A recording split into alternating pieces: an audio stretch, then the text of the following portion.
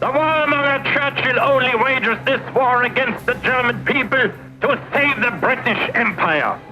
Incluso la formidable maquinaria propagandística nazi poco podía hacer para que la posición de Alemania no pareciera comprometida a principios de octubre de 1944.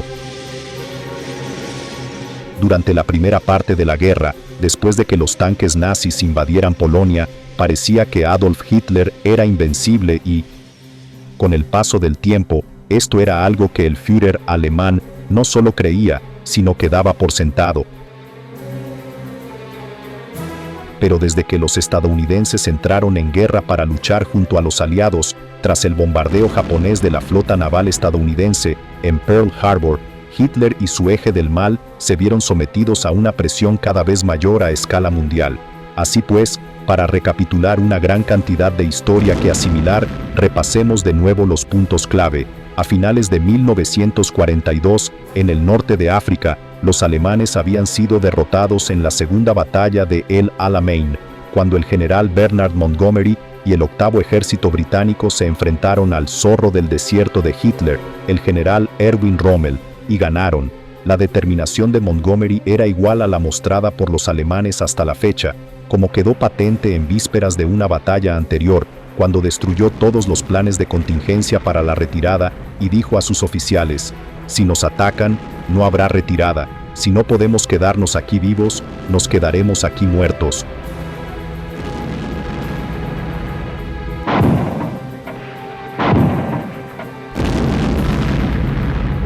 Era este notable espíritu de lucha que comenzaba a brillar entre los aliados, tanto en el teatro de guerra europeo como en el del Pacífico, lo que marcaba la diferencia. La marea estaba cambiando rápidamente en contra de Hitler.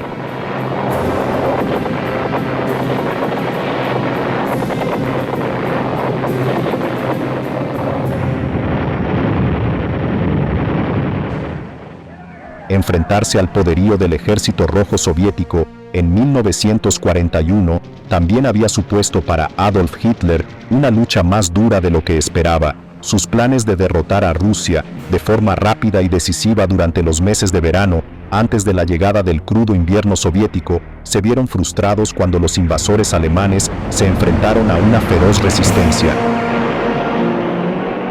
En febrero de 1943, el sexto ejército alemán había sido destruido tras la batalla de Stalingrado, y en la batalla de Kursk, más adelante ese mismo año, las devastadoras tácticas de guerra relámpago de los nazis fracasaron por primera vez. En otros lugares, tras el triunfante avance de los aliados en el norte de África, la Operación Husky se centró en Sicilia, antes de seguir adelante para intentar conquistar la Italia continental, pero en esa fase de la guerra la salud de Adolf Hitler se estaba deteriorando, al igual que su capacidad de juicio militar.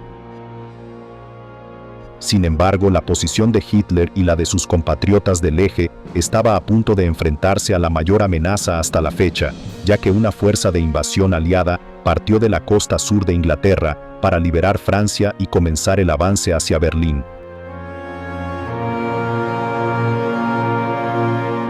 El día D, el 6 de junio de 1944, fue un punto de inflexión importante, y si las cosas no hubieran salido a favor de los aliados, el resultado de la Segunda Guerra Mundial podría haber sido la victoria nazi.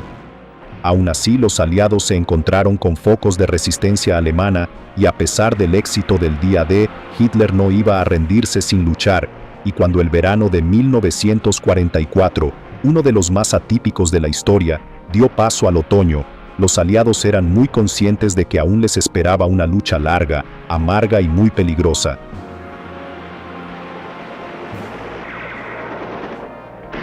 Mientras tanto, en el este, los rusos también desempeñaban su papel, poniendo en marcha sin piedad la operación, cuyo nombre en clave era Bagration. El objetivo de Bagration era expulsar a todas las fuerzas alemanas de lo que hoy es la República de Bielorrusia hacia Polonia, y los resultados fueron brutales. Los historiadores han descrito esta operación como una de las más sangrientas que se conocen, pero lo más importante para los aliados es que también ha sido descrita como la derrota más calamitosa de todas las fuerzas armadas alemanas en la Segunda Guerra Mundial. El Ejército Rojo avanzó rápidamente y pronto llegó a Polonia, diezmando las unidades del ejército alemán a su paso e infligiendo más de 670.000 bajas. Con las fuerzas de Hitler completamente desplegadas tras el día D, no había posibilidad de traer refuerzos. Las devastadoras pérdidas alemanas en el este durante la Operación Bagration, combinadas con las sufridas en el oeste durante el día D y los meses posteriores, se convirtieron rápidamente en un motivo de gran preocupación para el pueblo alemán, y la moral cayó a su nivel más bajo. Hitler necesitaba hacer algo, y rápido, para demostrar que los nazis seguían en control, y desveló su arma secreta. El Kundor 1 se había estado fabricando desde el comienzo de la guerra, pero solo ahora Hitler lanzó el poderoso misil contra su enemigo.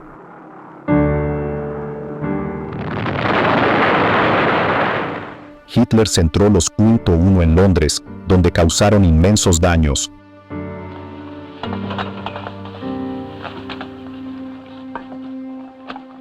La devastación provocó la evacuación inmediata de todos los niños de Londres, pero los británicos se apresuraron a desviar estos ataques, y de los 2.452 que se lanzaron, la RAF consiguió derribar más de un tercio.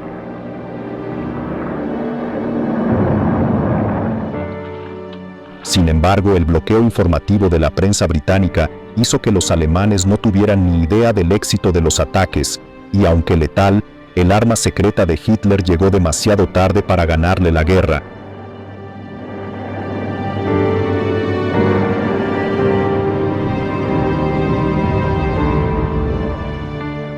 En Francia, la disminución de las reservas de combustible estaba causando problemas a los aliados, debido a la falta de puertos de aguas profundas para el transporte de suministros. Montgomery, que ahora ostentaba el rango de mariscal de campo, estaba ocupado en el norte planificando un avance hacia Alemania desde Bélgica, pero Eisenhower le aconsejó que centrara su atención en el puerto de Amberes para abrir un puerto marítimo útil, lo que mejoraría la posición general de los aliados. Montgomery, siempre difícil de mandar, siguió adelante con el avance que había planeado, utilizando la excusa de que la estrategia de Eisenhower necesitaba un suministro de combate, lo que en ese momento era inviable.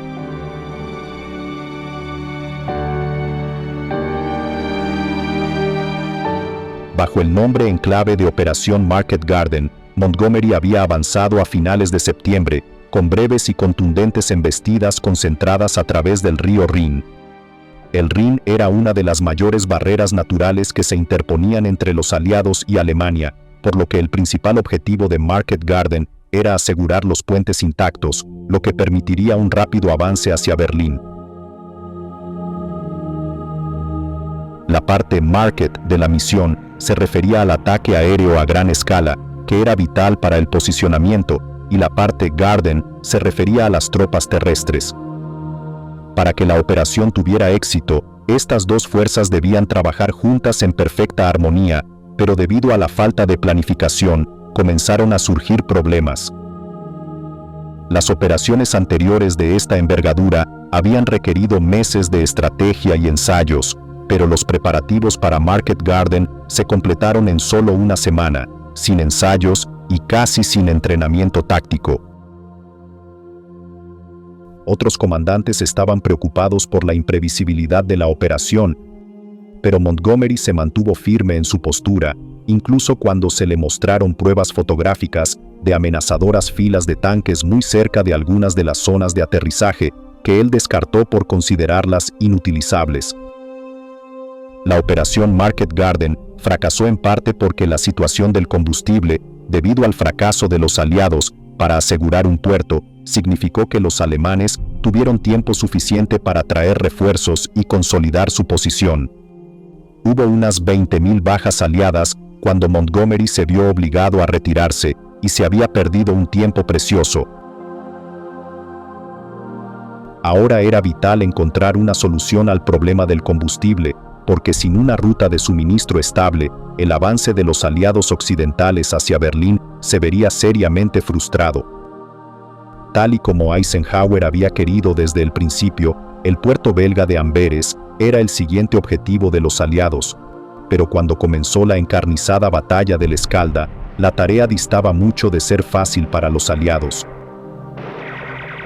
La batalla comenzó el 2 de octubre a lo largo del río Escalda, y aunque los alemanes opusieron una feroz resistencia para defender el puerto, finalmente fue asegurado y puesto inmediatamente en servicio para el transporte marítimo aliado.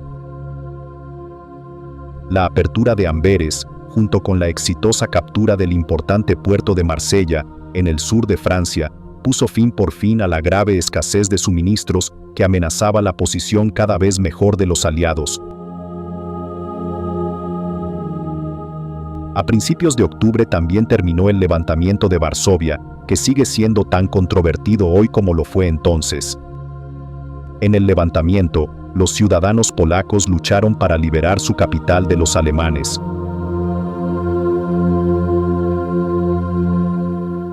Fue una parte importante de la Operación Tempestad del Ejército Nacional Polaco, cuyo objetivo era liberar Polonia de los nazis antes de que los soviéticos tomaran el control. Sin embargo, pronto quedó claro que Varsovia estaba demasiado bien defendida para que los polacos lucharan solos, lo que dio a los rusos la oportunidad perfecta para saldar viejas cuentas. Tras la Operación Bagration, el Ejército Rojo se encontraba a menos de 10 kilómetros del combatiente Ejército Nacional Polaco cuando recibió la orden de detenerse abruptamente. Los soviéticos observaron cómo los polacos continuaban librando una sangrienta batalla durante 64 días antes de acabar ondeando la bandera blanca de la rendición. En el centro de la controversia se encuentra la especulación sobre los motivos, y es que llevaron al líder ruso, Joseph Stalin, a no acudir en ayuda del Ejército Nacional Polaco. Es innegable que los soviéticos estuvieron muy ocupados durante el mes de octubre y el día 6 iniciaron la ofensiva de Debrecen en el este de Hungría. Si los rusos lograban asegurar la zona, tendrían una amplia vía de acceso a Alemania desde el sur. El feroz ataque comenzó con el segundo frente ucraniano, arrasando el tercer ejército húngaro. Pero entonces el avance se ralentizó y los alemanes pudieron construir una sólida línea defensiva. Los soviéticos trataron a los civiles de Hungría con absoluto desprecio, cometiendo atrocidades que hicieron que las tropas húngaras lucharan con aún más determinación, y a pesar de ser inferiores en número, junto con los alemanes, lograron que la batalla de Debrecen terminara con honores.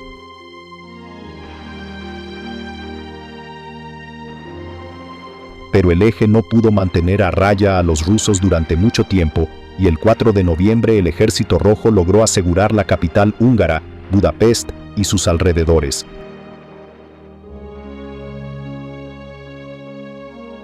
En octubre también se produjo la liberación de Atenas. Grecia había sido invadida por los italianos en 1940, pero logró repelerlos hasta que Hitler envió a regañadientes a sus hombres en 1941, y desde entonces, hasta 1944, Grecia fue una nación ocupada bajo el control del eje. Sin embargo, el gobierno griego en el exilio logró levantar un ejército que resultó muy útil para los aliados en las campañas del norte de África e Italia. En ese momento, en 1944, los rusos ya avanzaban hacia Rumanía y Yugoslavia, y las fuerzas alemanas que ocupaban Grecia se retiraron estratégicamente, ya que corrían el peligro de quedar aisladas por el avance soviético. Cuando los aliados occidentales tomaron el control tras liberar Atenas, el gobierno griego en el exilio regresó poco más de una semana después. Sin embargo, la pérdida de territorio ocupado no era lo único que preocupaba a Hitler. La paranoia y la desconfianza hacia las personas de su entorno también eran un problema cada vez mayor. Y no era algo infundado, ya que a lo largo de 1944 se produjeron varios intentos de asesinato contra Hitler, pero la Operación Valquiria, del 20 de julio, fue la que más cerca estuvo de tener éxito. Von Stauffenberg fue capturado y ejecutado en cuestión de horas, pero la exhaustiva investigación para encontrar a todos los implicados no había hecho más que empezar.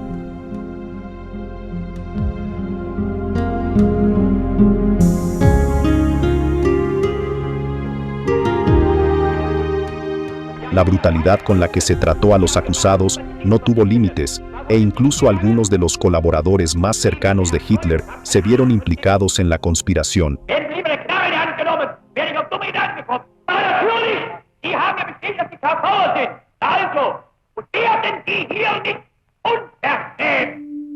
El nombre más impactante que apareció fue, sin duda, el de Erwin Rommel, el zorro del desierto, el hombre de mayor confianza de Hitler,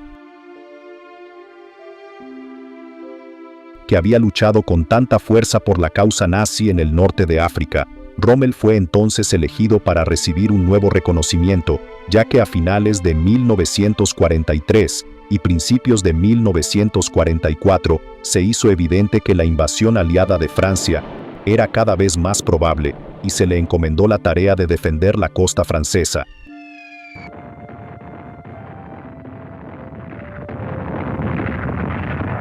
El 17 de julio, un ataque aéreo provocó que el coche de Rommel fuera bombardeado, y él resultó hospitalizado con graves lesiones en la cabeza.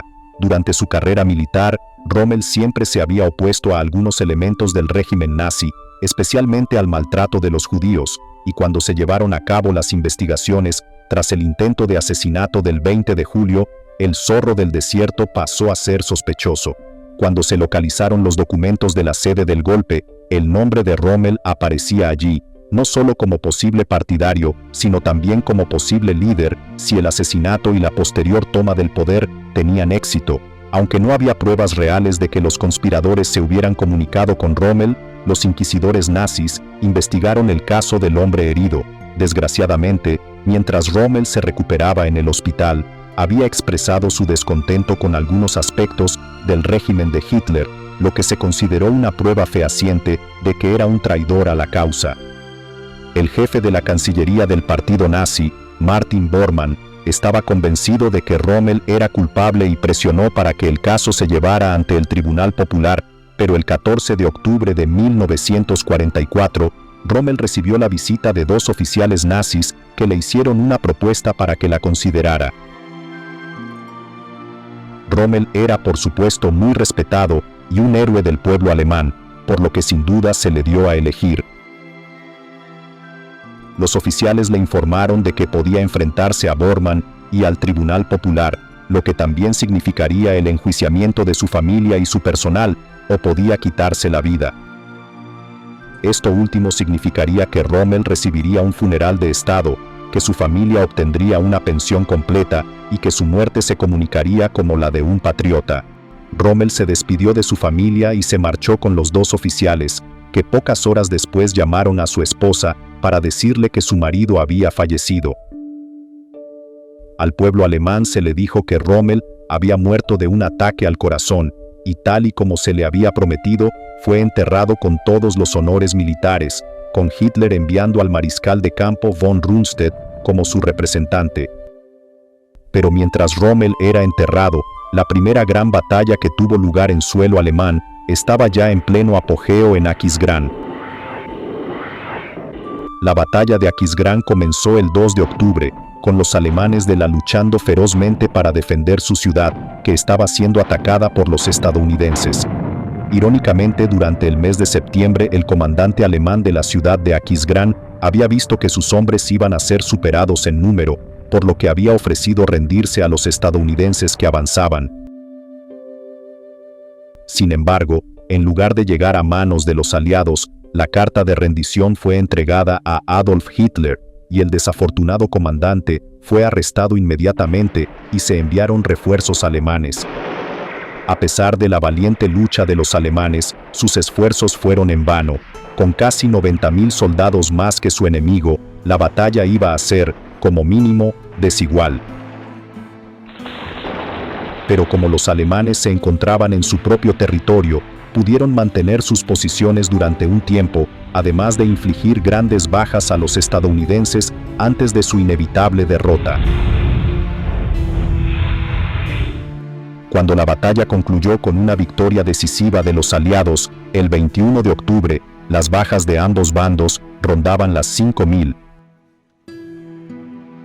Pero como los alemanes también tuvieron 5.600 hombres capturados, fue un precio muy alto a pagar en una batalla cuyo resultado era previsible.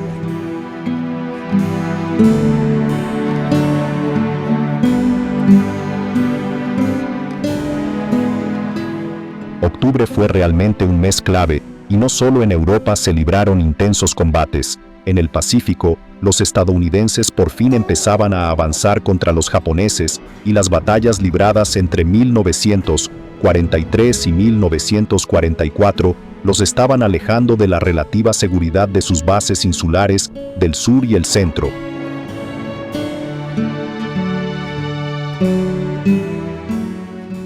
Cuando los japoneses tomaron el control de Filipinas, en 1942, el comandante estadounidense de las fuerzas de los Estados Unidos en el lejano oriente era el general Douglas MacArthur, y el propio presidente Roosevelt le ordenó que abandonara Filipinas, donde tenía su base. MacArthur se mostraba reacio a partir, ya que consideraba que el ejército de los Estados Unidos tenía la obligación de quedarse y luchar por el pueblo filipino, e incluso consideró renunciar a su cargo para continuar como soldado raso. Sin embargo, al final, MacArthur obedeció las órdenes y partió hacia Australia, pero no sin antes prometer que volvería para ver Filipinas liberada. Y el 20 de octubre de 1944, MacArthur y su equipo vadeaban el agua hasta las rodillas para desembarcar en la isla filipina de Leyte, cumpliendo así la promesa del general estadounidense.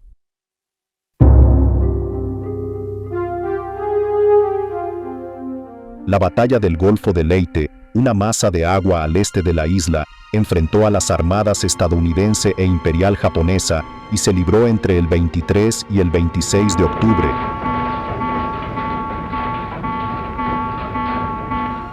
Muchos consideraron que esta fue la mayor batalla naval de la Segunda Guerra Mundial, y de hecho, de toda la historia naval, pero se puede dividir en 4 batallas principales.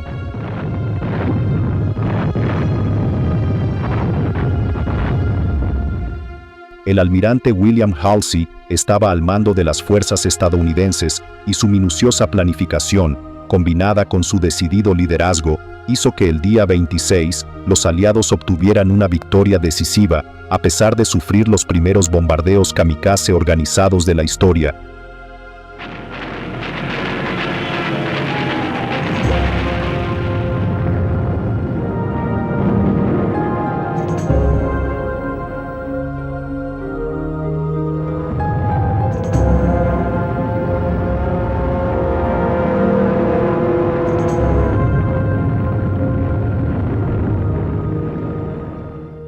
Las tropas que ahora luchaban por la isla estarían a salvo de un ataque marítimo, y aunque aún quedaba camino por recorrer, la marea en el Pacífico fluía definitivamente a favor de los Estados Unidos.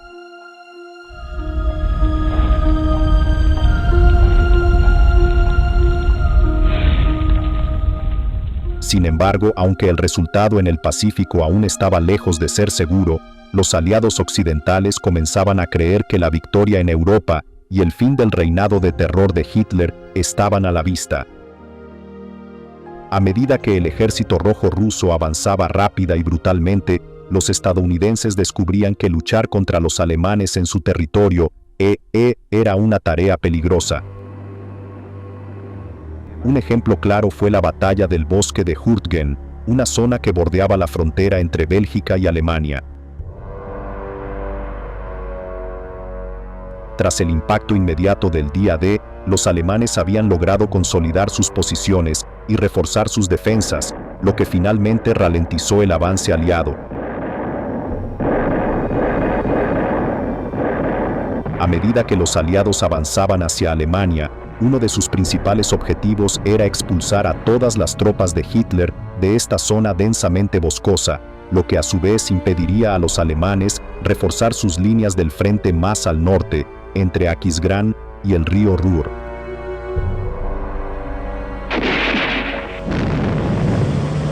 El enfrentamiento comenzó el 19 de septiembre y se convirtió en la batalla más larga en territorio alemán durante la Segunda Guerra Mundial. También estaba destinada a convertirse en la batalla más larga de la historia de Estados Unidos, y como los acontecimientos no concluirían hasta febrero de 1945, estas eran realmente las primeras etapas. Para los alemanes, era vital mantener este territorio, sobre todo porque Hitler todavía planeaba una gran remontada con su ofensiva de las Ardenas, que se conocería mejor como la Batalla de las Ardenas. Iba a ser una importante zona de concentración para las numerosas tropas, vehículos y armamento necesarios para poner en marcha el plan. Los estadounidenses, naturalmente, tenían sus propios planes, entre ellos tomar el control de la presa del río Ruhr, que podía abrirse para inundar toda la zona, algo que tal vez quisieran hacer o, lo que es más importante, impedir que lo hicieran los alemanes. El 5 de octubre, en una primera fase importante, la 9ª División de Infantería de los Estados Unidos atacó la ciudad de Schmidt, que era un enlace importante para la cadena de suministro alemana. La batalla fue feroz, ya que ambos bandos necesitaban mantener sus posiciones, y no fue hasta el 16 de octubre cuando la 9ª División, que estaba en apuros, recibió refuerzos. En solo 11 días se perdieron 4.500 soldados estadounidenses, lo que puso de manifiesto que los alemanes estaban lejos de estar derrotados, y como resultado, los refuerzos aliados llegaron en gran número y rápidamente, capturando Schmidt el 3 de noviembre.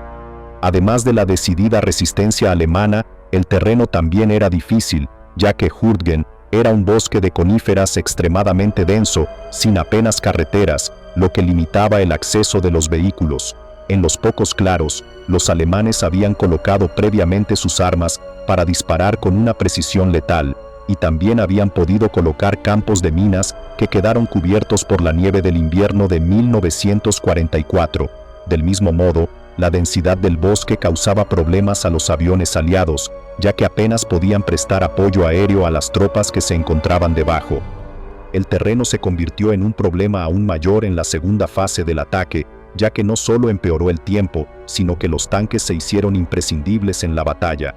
Los ingenieros estadounidenses lograron abrir rutas para los tanques a través de la zona de combate, pero fue una tarea peligrosa.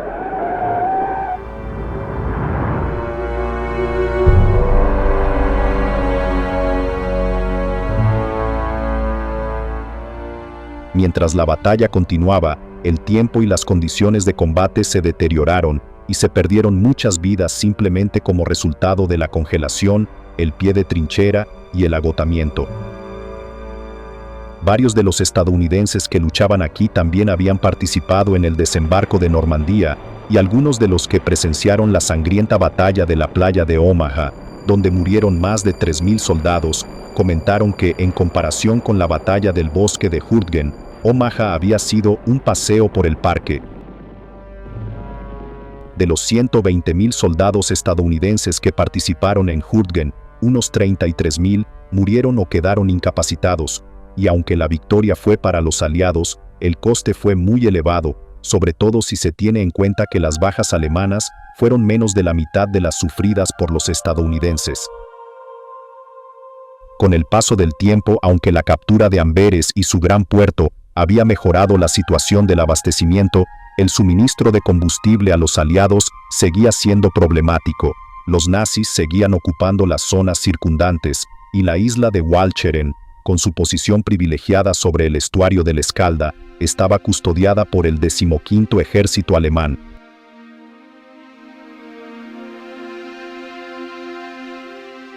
El mariscal de campo Montgomery dio instrucciones para que se atacara la zona del Escalda y se puso en marcha la operación Infatuate, con la tarea de eliminar la amenaza alemana a la ruta de suministro de combustible de los aliados, asignada al primer ejército canadiense. El bombardeo de las defensas alemanas comenzó a finales de octubre, pero no fue hasta el 1 de noviembre cuando los canadienses desembarcaron en Walcheren. Sin embargo, los alemanes continuaron oponiéndose con fiereza hasta que, de forma lenta pero segura, los canadienses limpiaron cada sección, y la fase final comenzó el 8 de noviembre.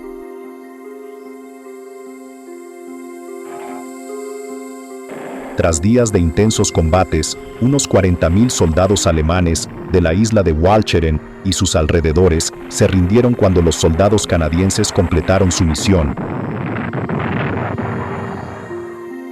A finales de noviembre, el puerto de Amberes estaba en pleno funcionamiento y el suministro de combustible de los aliados ya no estaba en peligro. Poco después del desembarco anfibio de los aliados en Walcheren, también se capturaron otros puertos, y a medida que aumentaba su número, se fortalecía la posición aliada.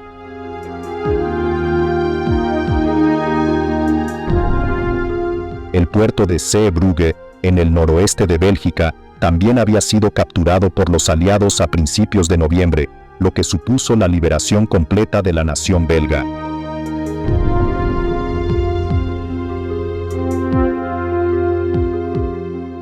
Sin duda eran malas noticias para Hitler y su visión de un Reich de 1000 años, pero el Führer alemán aún no estaba dispuesto a renunciar a sus sueños de dominación mundial. Una vez más centró su atención en atacar Gran Bretaña y lanzó el nuevo y mejorado misil UND-2 sobre Londres.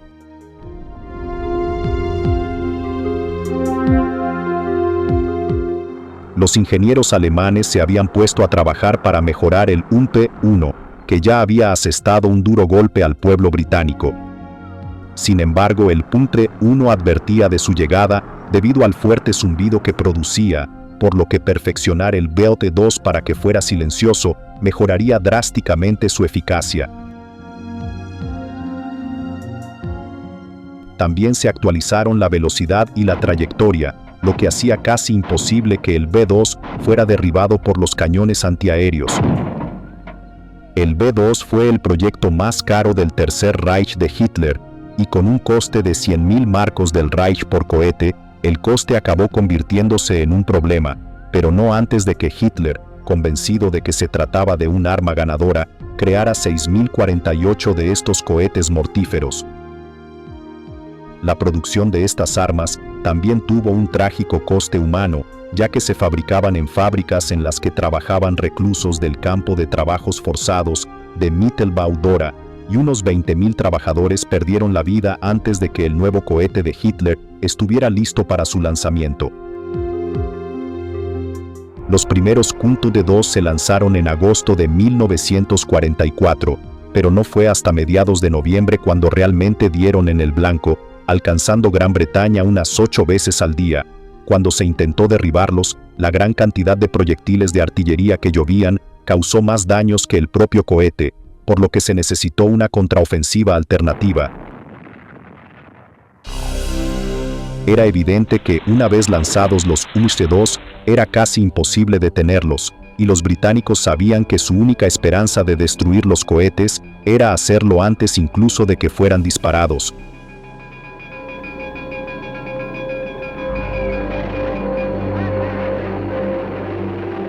Al principio, la RAF intentó bombardear las plataformas móviles de lanzamiento de los V-2, pero esto resultó ser prohibitivamente costoso en un momento en el que era de vital importancia conservar los valiosos recursos. El siguiente plan que se puso en marcha consistió en desinformar a los alemanes sobre las direcciones en las que debían lanzar sus armas.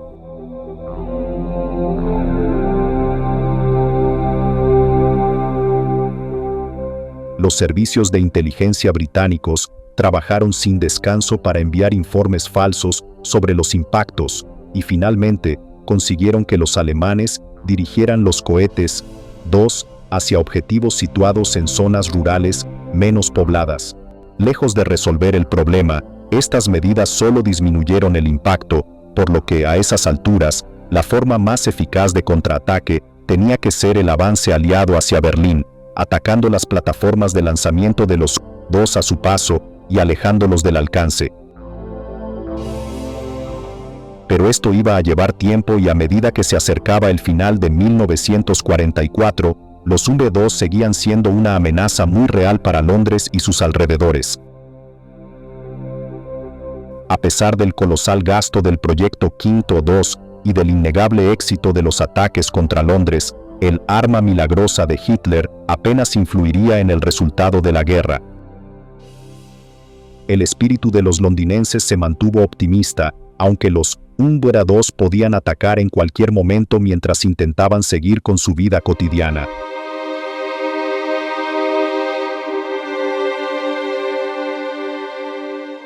Más de 150 compradores y empleados murieron en una sola explosión de un V2 en una tienda Woolworths, y en total, los V2 se cobraron la vida de 2.754 civiles británicos e hirieron a otros 6.500.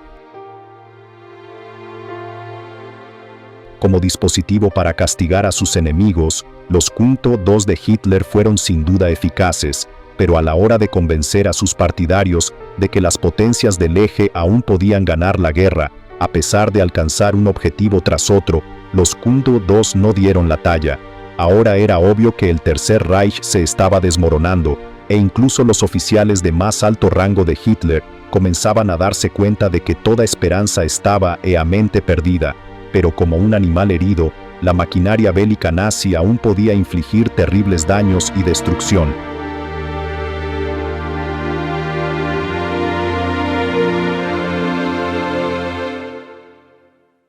Hitler estaba decidido a seguir luchando, y tras analizar minuciosamente la posición alemana, se pusieron en marcha planes para una última resistencia, pero sería una tarea titánica para las tropas que quedaban. Carecían de mano de obra, la Luftwaffe había sido prácticamente neutralizada por la RAF, y a medida que mejoraba el suministro de combustible de los aliados, los nazis se vieron en apuros tras el bombardeo de los yacimientos petrolíferos rumanos.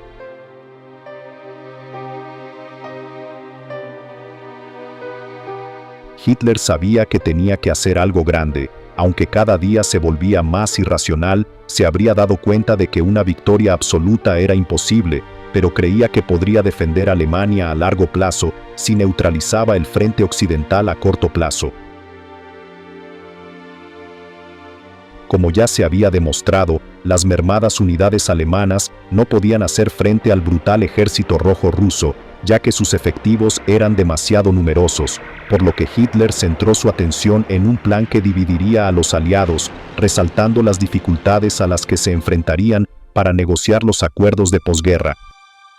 Quería especialmente que los estadounidenses y los británicos se separaran de los soviéticos, y también creía que las tensiones entre Montgomery y los generales estadounidenses podían explotarse y utilizarse en su beneficio. En su desesperación, Hitler creía que lo único que tenía que hacer era ganar tiempo para fabricar armas más grandes y potentes. Así pues, se elaboraron planes para una gran ofensiva. Los estrategas militares le propusieron a Hitler muchas operaciones posibles, pero solo dos se sometieron a consideración seria. Ambas tenían como objetivo al ejército estadounidense, ya que Hitler creía que el público estadounidense, que se había mostrado reacio a respaldar los planes de Roosevelt de entrar en guerra en los primeros días, exigiría la retirada de sus maridos y hermanos del conflicto europeo si sufrían grandes pérdidas y eran derrotados en una batalla importante. El primer plan consistía en un ataque doble contra las tropas estadounidenses en Aquisgrán, con la misión adicional de rodear también al 9º y al 3er Ejército de los Estados Unidos. Finalmente fue rechazado, ya que había pocas posibilidades de que provocara una ruptura angloamericana. El segundo plan, sin embargo, tenía un alcance mucho mayor.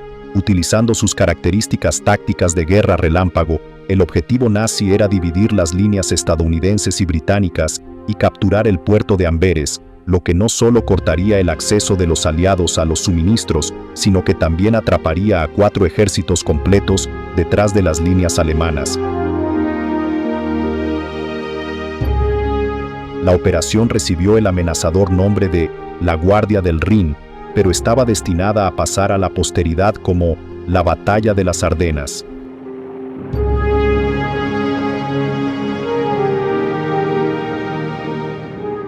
En septiembre de 1944, se discutió en detalle la zona de ataque. Hitler insistió en utilizar las Ardenas como zona de operaciones para la batalla. El éxito obtenido aquí en la Batalla de Francia en 1940 había sido crucial, y era poco probable que los aliados sospecharan de un ataque nazi procedente de esta región, ya que se centraban en su propio avance hacia Berlín.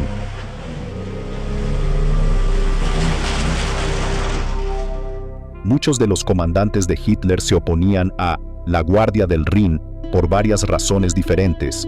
Algunos consideraban que el terreno montañoso era simplemente demasiado difícil, a otros les preocupaba que, si el tiempo era despejado, la poderosa presencia aérea aliada pudiera atacar a las fuerzas terrestres alemanas con increíble facilidad, y dado que la Luftwaffe no podía competir en los cielos, el plan tendría pocas posibilidades de éxito.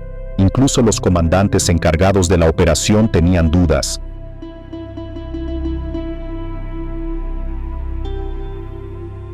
Los mariscales de campo Walter Model y Gerd von Rundstedt creían que la tarea adicional de capturar el puerto de Amberes era demasiado arriesgada y le ofrecieron a Hitler una estrategia alternativa, pero él insistió en que los planes de batalla siguieran adelante sin cambios.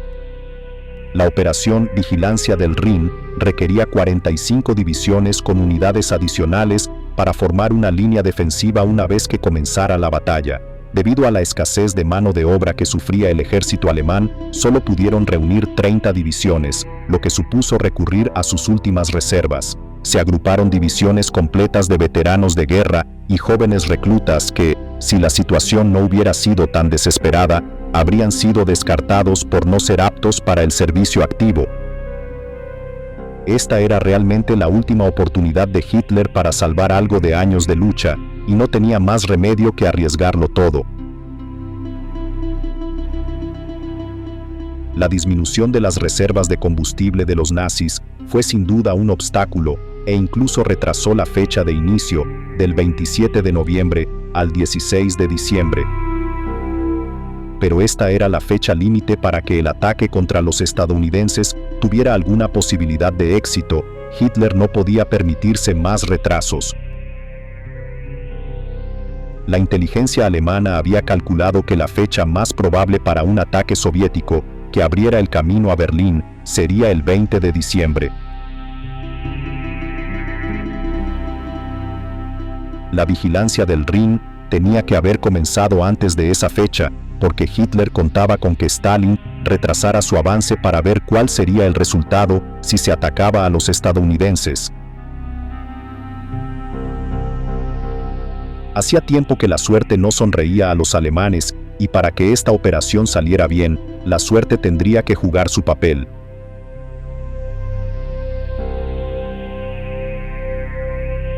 Para empezar, la espesa niebla que cubría la zona de guerra era una muy buena noticia para los alemanes, ya que significaba que el apoyo aéreo de los aliados tendría poca importancia en la batalla.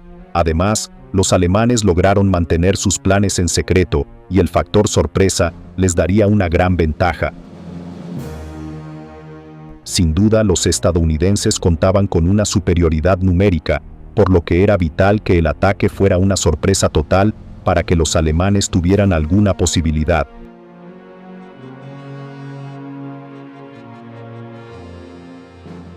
Desde que el intento de asesinato de Hitler por parte de von Stauffenberg casi tuvo éxito en julio, se habían reforzado las medidas de seguridad, pero los asuntos relacionados con la ofensiva de las Ardenas se controlaban y vigilaban para evitar que se filtrara cualquier información al enemigo. Afortunadamente para los alemanes, la resistencia francesa no llegaba hasta las Ardenas, lo que significaba que los aliados no podían confiar en su conocimiento del terreno para averiguar lo que estaba pasando, y las comunicaciones por radio alemanas se redujeron al mínimo. En su lugar, los comandantes utilizaron teléfonos, telégrafos y teletipos para organizar las maniobras y las comunicaciones, lo que significaba que uno de los activos más valiosos de los aliados hasta la fecha, Ultra, que normalmente interceptaba todas las operaciones alemanas, se convirtió en un casi inútil. Los alemanes también emplearon tácticas similares a las utilizadas por Eisenhower cuando planeaba la operación Overlord, y todos los movimientos relacionados con la ofensiva de las Ardenas se llevaron a cabo por la noche, al amparo de la oscuridad. Sin embargo, a pesar de los esfuerzos de los comandantes, la inteligencia aliada recibió información sobre una posible operación ofensiva alemana a gran escala. Pero los aliados no veían cómo tal curso de acción sería posible para los nazis, ya casi derrotados, e ignoraron las advertencias mientras seguían con su propio plan, acercándose cada vez más a Berlín. Como consecuencia, los aliados realizaron pocos reconocimientos aéreos y el plan maestro de Hitler pasó literalmente desapercibido. Alrededor de las 5 de la mañana del 16 de diciembre, se lanzó un devastador bombardeo sobre las tropas estadounidenses acuarteladas en las Ardenas, que no sospechaban nada.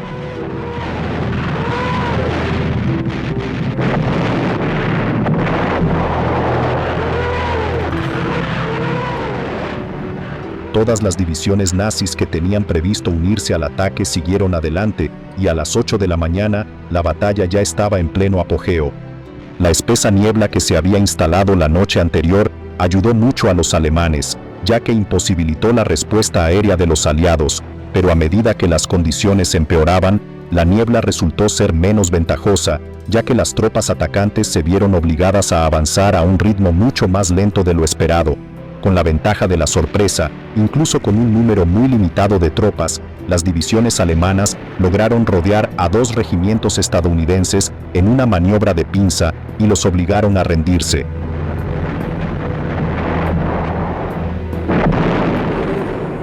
Los combates se intensificaron por todas partes, y la violenta batalla continuó mientras el tiempo empeoraba cada vez más, y el avance alemán se ralentizaba aún más.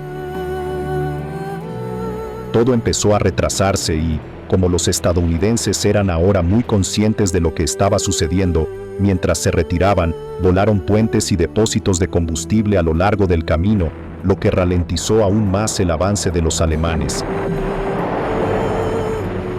Para los alemanes, la ira y la frustración se tradujeron en un trato de absoluto desprecio hacia los estadounidenses capturados. Las sangrientas masacres se convirtieron en algo habitual, ya que Hitler ordenó a sus tropas que lucharan con brutalidad para asustar al enemigo, y aunque el final de la guerra estaba a la vista, miles de estadounidenses serían masacrados en las Ardenas. Apenas un día después del inicio de la operación, los alemanes capturaron una estación de combustible estadounidense cerca de la ciudad de Malmedy, y al retirarse, se encontraron con un pequeño grupo de soldados estadounidenses que tras una breve batalla, se rindieron. Estas tropas, junto con los prisioneros de guerra de la estación de combustible, fueron conducidos a un campo y fusilados, un acto de violencia cobarde y gratuito que no reportó ninguna ventaja a los alemanes.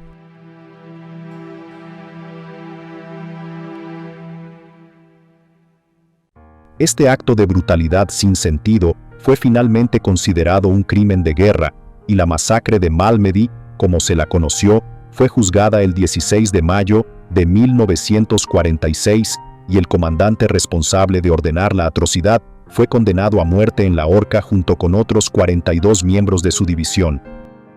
Es más, la masacre de Malmedy y otras similares que tuvieron lugar en las últimas semanas de 1944 tuvieron un impacto negativo en los perpetradores. Cuando la noticia llegó a los estadounidenses que luchaban en las Ardenas, estos se mostraron más decididos que nunca a resistir el ataque alemán.